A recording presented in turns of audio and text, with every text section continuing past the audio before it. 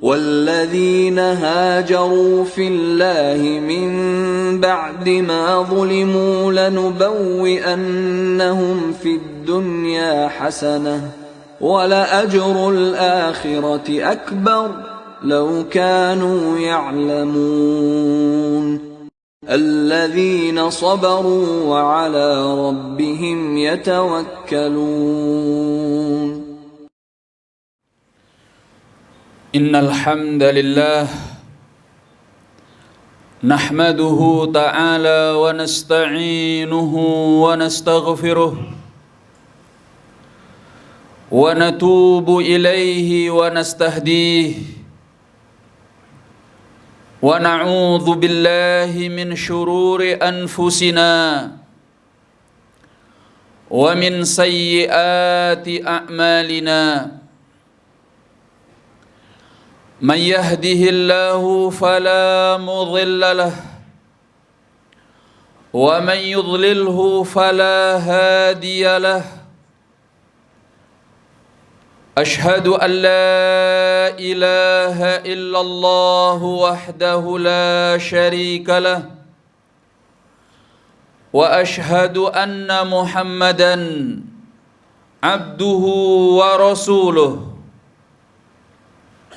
يا أيها الناس اتقوا ربكم الذي خلقكم من نفس واحدة وخلق منها زوجها وبث منهما رجالا كثيرا ونساء واتقوا الله الذي تساءلون به والأرحام إن الله كان عليكم رقيبا يا أيها الذين آمنوا اتقوا الله وقولوا قولا سديدا يصلح لكم أعمالكم ويغفر لكم ذنوبكم ومن يطع الله ورسوله فقد فاز فوزا عظيما يا أيها الذين آمنوا اتقوا الله حق تقاته ولا تموتن إلا وأنتم مسلمون عباد الله معاشر المسلمين sidang Jumat yang dimuliakan Allah Subhanahu wa ta'ala. Kita sebagai manusia diciptakan Allah dengan tujuan yang mulia. Bukan hanya sekedar bersenang-senang dengan kehidupan dunia, memuaskan syahwat dan hawa nafsu, namun tujuannya adalah agar kita bisa beribadah, menghambakan diri kepada Allah Tabaraka wa Ta'ala. Wa ma khalaqtul jinna wal insa illa liya'budun. Allah mengatakan, aku tidaklah menciptakan jin dan manusia melainkan untuk beribadah kepadaku. Ma uridu minhum min rizqin wa ma uridu ay yut'imun. Aku tidak pernah menginginkan dari mereka sebuah rezeki dan aku tidak ingin mereka memberiku makan. Innallaha huwar razzaq dzul quwwatil matin. Karena sungguhnya Allah adalah zat yang maha memberi rezeki dan mempunyai kekuatan yang sangat kokoh.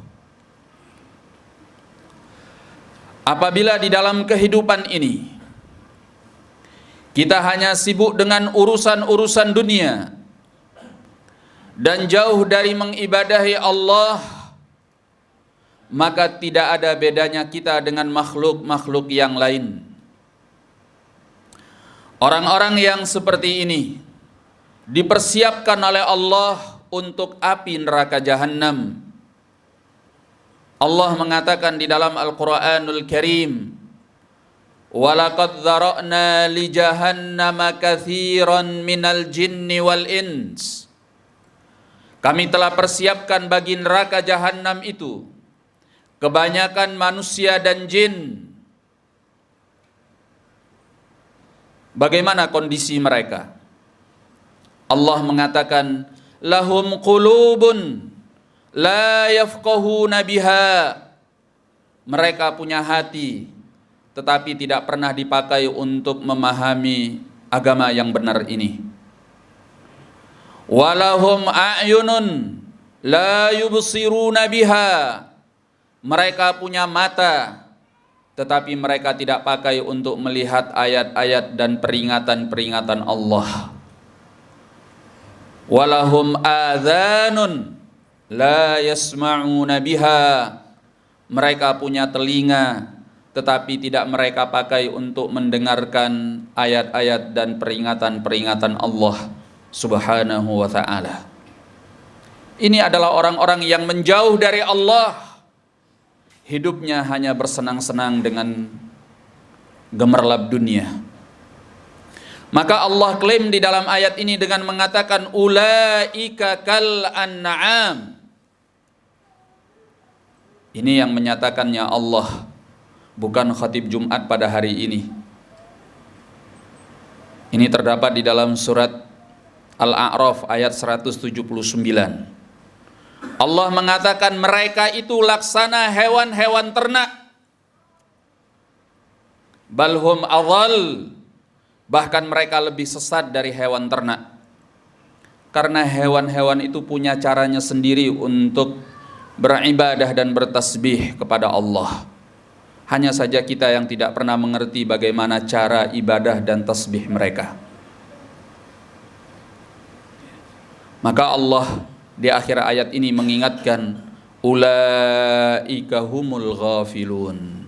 Mereka itu adalah orang-orang yang lalai dan lengah dari Allah. Maka semboyan orang yang beriman, moto hidupnya bukan kerja, tetapi ibadah. Karena tujuan hidupnya adalah untuk mengabdi kepada Allah. Bukan untuk hanya sekedar mencari kesenangan dunia, memuaskan syahwat, dan jauh dari Allah. Ingat, kalau kita menjadi budak dunia, kita tidak pernah selamat hidupnya. Kita tidak akan pernah dibahagiakan oleh Allah dengan makna kebahagiaan yang sebenarnya. Bahkan Nabi SAW, sebagaimana datang di dalam hadis Abi Hurairah radhiyallahu an, dikeluarkan oleh Al-Imam Al-Bukhari di dalam sahihnya, beliau alaihi salatu wassalam bersabda, ta'isa abdud dinar, ta'isa abdud dirham, ta'isa abdul khamilah, ta'isa abdul khamisah, ta'isa wantakas. Nabi mengatakan, celakalah para penghamba dinar, celakalah para penghamba dirham, celakalah para penghamba pakaian-pakaian sutra. Yakni maksudnya para penghamba dunia. Ta'isa wantakas, celaka dan terjungkal hidupnya. Para ulama menjelaskan hadis ini di dalam syarahnya, bahwa makna dari hadis ini mengandung dua hal. Pernyataan beliau ini bisa bermakna sebagai doa. Artinya beliau mendoakan kecelakaan bagi siapapun yang menjadi budak dunia, bukan hamba Allah yang mengabdi kepadanya. Makna yang kedua, pernyataan Nabi SAW ini bisa bermakna sebagai berita dari beliau, bahwa siapapun yang menjadi budak dunia, dia akan celaka di dalam hidupnya dan terjungkal dia di dalam hidupnya.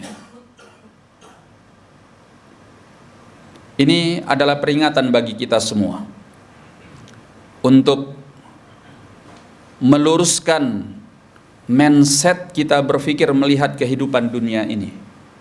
Kita sementara di sini, bukan untuk selamanya. Allah menciptakan kita untuk mengabdi dan beribadah kepadanya. Tujuan kita adalah kampung akhirat. Perjalanan kita masih jauh. Setiap manusia itu akan melewati 5 alam di dalam kehidupannya. Alam yang pertama adalah alam arwah, ketika ada di sisi Allah Tabaraka wa Ta'ala. Setelah berpindah dari alam arwah, dia masuk ke alam janin, ketika dia berada di dalam perut ibunya. Kemudian setelah itu dia berpindah kepada alam kehidupan dunia, setelah dia dilahirkan oleh ibunya. Nah, inilah kita sekarang. Kita masih di pertengahan perjalanan yang masih panjang. Setelah kita meninggalkan alam dunia ini, kita akan masuk ke alam berikutnya yang diistilahkan dengan alam barzakh, yaitu alam kematian, yang merupakan gerbang kepada alam berikutnya, yaitu alam akhirat. Di alam barzakh kita mulai mempertanggungjawabkan semua apa yang kita perbuat di alam dunia ini. Ada azab kubur, siksa kubur, dan ada juga nikmat kubur, tergantung amalannya masing-masing. Dan begitu pula di akhirat, ini adalah finish, karena ini adalah alam kekekalan, sehingga tidak ada kematian di akhirat kelak, yang ada adalah keabadian. Penduduk surga abadi di dalam surganya, dan penduduk api neraka abadi di dalam api nerakanya. Maka mari kita rubah pola kehidupan kita, mulai dari mindset pikiran kita, bahwa kita hidup jangan untuk dunia, kita akan merugi karenanya. Tapi hiduplah untuk Allah. Jadilah hamba dan budak bagi Allah, yang selalu mendekatkan diri kepadanya, sebagaimana yang Allah ajarkan kepada nabinya sallallahu alaihi wasallam. Di dalam surat Al-An'am ayat 162 dan 163, Allah tabaraka wa ta'ala menyatakan, "Qul inna salati wa nusuki wa mahyaya wa mamati lillahi rabbil alamin." Katakanlah wahai Nabi, sesungguhnya salatku, seluruh ibadahku, hidupku dan juga matiku hanya milik Allah Rabbul Alamin, penguasa alam semesta ini. La syarikalah, tidak ada sekutu baginya. Wa bidzalika umirtu wa ana awwalul muslimin, itulah yang diperintahkan kepadaku, dan aku orang pertama yang mempasrahkan diri kepadanya. Hidup dan mati untuk Allah. Barang siapa yang menjadikan orientasi hidupnya adalah dunia, maka mari simak apa yang dikatakan oleh Nabi sallallahu alaihi wasallam. Datang di dalam hadis Anas bin Malik radhiyallahu an, diriwayatkan oleh Imam At-Tirmidzi di dalam sunannya dengan sanad yang hasan. Beliau alaihi salatu wassalam menyatakan, "Man kanatid dunya hammah," barang siapa yang dunia itu adalah orientasi hidupnya, kepedulian hidupnya, ja'alallahu faqrahu baina 'ainaihi, Allah akan menjadikan kemiskinan itu akan selalu ada di hadapan kedua matanya. Mungkin dia diberi harta oleh Allah, tapi hatinya tidak pernah dipuaskan, sehingga seberapa banyak harta yang dia punya, tetapi dia akan dipermainkan oleh harta itu. Dia tidak pernah merasa puas, dia selalu merasa kurang, sehingga dia diperbudak oleh hartanya. Siang malam dia mencari hartanya dan menjaga hartanya, bahkan sampai dia tidak bisa istirahat, tidak menikmati tidurnya dan tidak menikmati makanannya.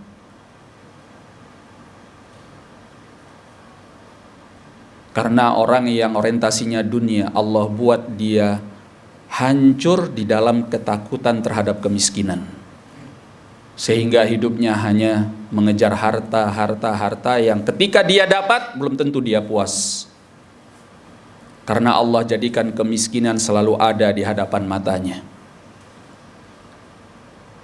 Wa farraqallahu alaihi syamlah, Kata beliau alaihi salatu wassalam, dan Allah cerai-beraikan konsentrasi hatinya, karena hatinya dicabik-cabik dan dicerai-beraikan oleh Allah di dalam berbagai agenda-agenda kesibukan yang membuatnya capek, letih fisik dan jiwanya. Sehingga dia jauh dari ketenangan dan ketentraman. Hatinya selalu merasa tertekan dengan berbagai kesibukan-kesibukan yang tidak pernah henti, karena dia rakus dan tamak terhadap dunia.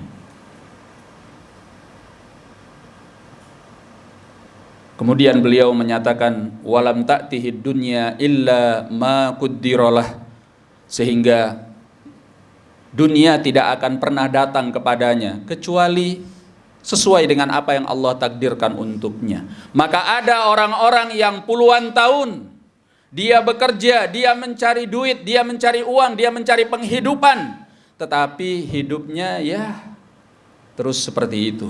Karena dunia tidak akan kita dapatkan lebih kecuali hanya sesuai dengan kadar yang sudah ditakdirkan oleh Allah. Maka orang seperti ini rugi dunianya, rugi akhiratnya. Namun orang yang orientasi hidupnya akhirat, maka simak apa yang dikatakan oleh Nabi sallallahu alaihi wasallam di dalam lanjutan hadis ini.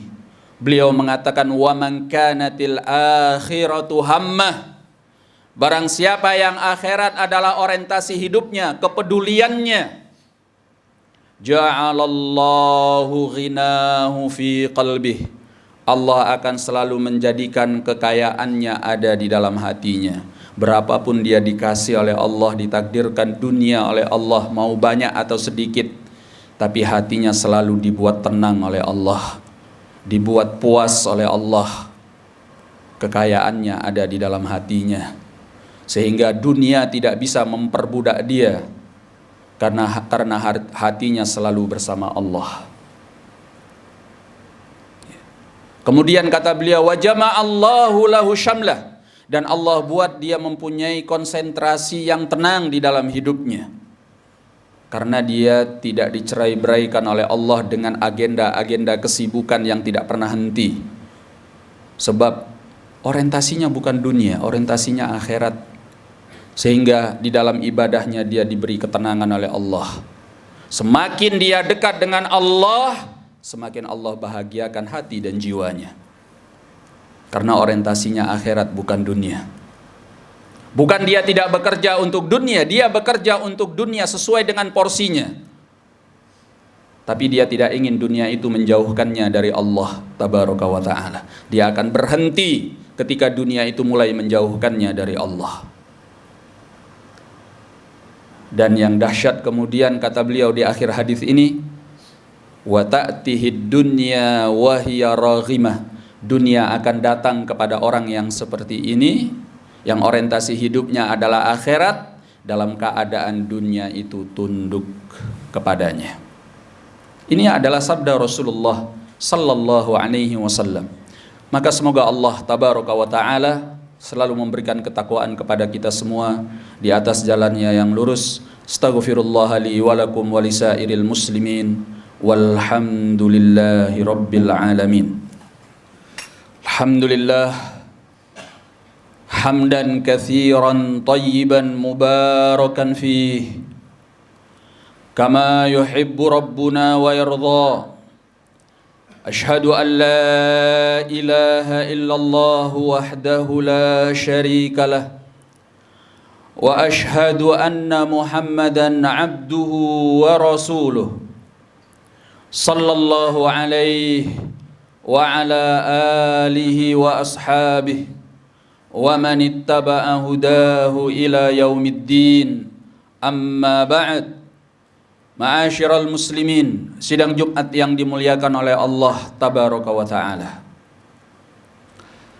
Ada ibadah yang gampang, mudah, ringan, dan tidak perlu menggunakan harta, tidak perlu capek, namun pahalanya begitu besar di sisi Allah sebagai bekal kita di akhirat kelak,